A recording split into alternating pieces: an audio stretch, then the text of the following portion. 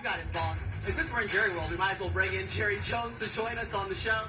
Jason Garrett's buddy as well. Thank you so much for spending a little bit of time with us today. Well, Maria, it's nice to you to break open the door to help me get in tonight. I always bring you out.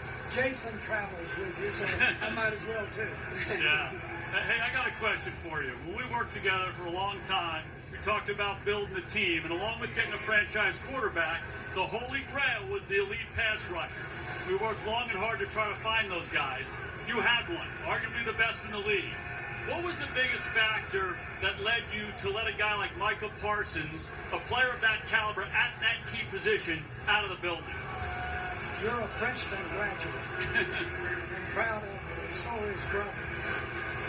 One player for 5 or 6 players. Now you say, well, you've got to go get those players. Well, we were able to bring one of them with us when we made the trade. Micah is outstanding and rare.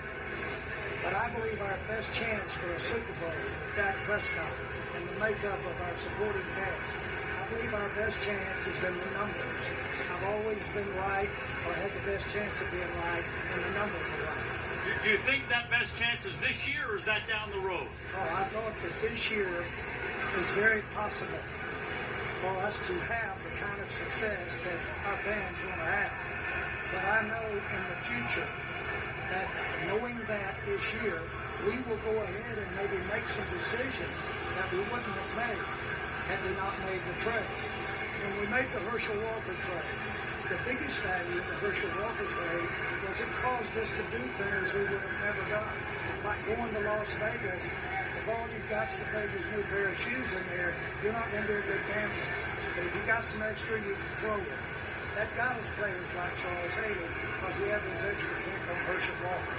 That had a big part of it. I got to ask you for clarity on how the situation went down. Micah mentioned to our production group that when he heard that there was word of a trade, he and his agent got back on the phone, and they wanted to work out a deal with you. You essentially said, look, either put on the pads, get ready for Philly, or start working on a deal with the Packers. Is that kind of how you remember it going? And did you ever consider coming back to the table? Well, first of all, the words are accurate. The sensitivity and the feelings are not. I think a lot of Micah. I admire him. He's a great player. He's got a great family with him. But he got caught up in the numbers with me. I wanted the numbers of players that a player like Micah Parsons could get for us in the future. And I thought we could play some good football, even though we didn't have him in the short term because we got Kenny in. I like the numbers, and I'm fully aware because we had him 4 years. Now, as I said earlier, that didn't get us the Super Bowl. But that really didn't get us where we wanted to go. We've got to try something different to try to get there. Do you tell me about your emotions tonight when you see number 1 out there for the Green Bay Packers? Well, Jason, of all people, you know my personal feeling with great players. Consequently, when you hear the crowd and you see that player come back, it reminds me when we played Herschel Walker, or when Emmitt Smith came back. He did a great ovation just as he's getting here tonight. I got to say, Jerry, look, he's coming out on the field right now. What does it feel like to see him in the green and gold, but here in AT&T Stadium? Well, of course, I've seen that trot and seen him run out like that for 4 straight years. So I've seen it. The green and gold is a little problem for me looking at it. But I'll have to think about the kinds of consideration that we got on the trade. That's the way I've always done it. It might not be that Christmas that the bicycle got under the tree. Okay, well, thinking ahead, you could have a motorcycle under that tree. Okay, I got a quick question for you. What do you think is going to happen tonight?